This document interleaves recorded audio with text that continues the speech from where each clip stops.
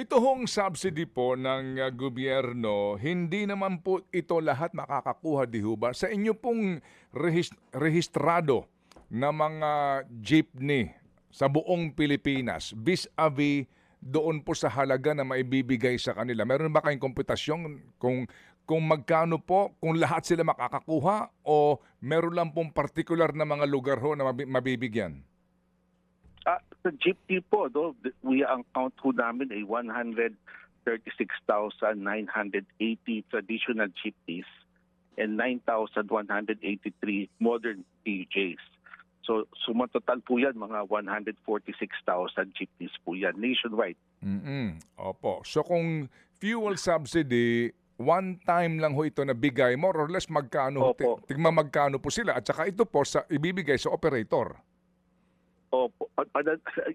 Ang aming proposal ho ranges from 10,500 to 12,500. No? That will last po siguro 12 to 14 days. Tapos mauubos na rin po yan.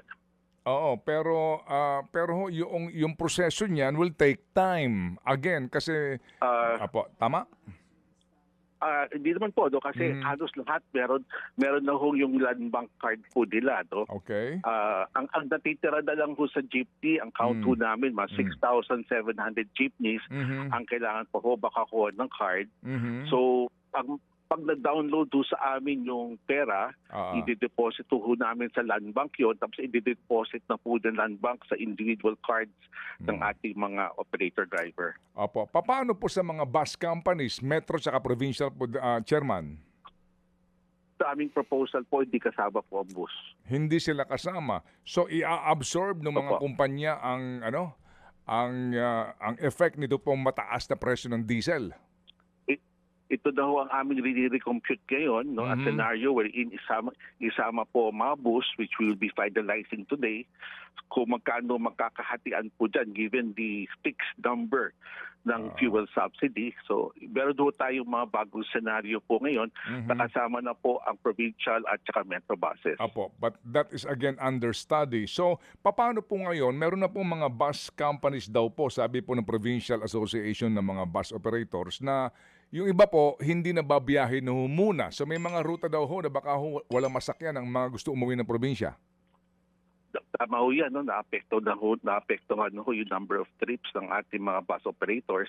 That's why we have made the recommendation already on this. No? Kung kakayanin, ibigay yung dalawa po hinihingi nila, yung reduction ng toll fees at saka provisional fare increase. No?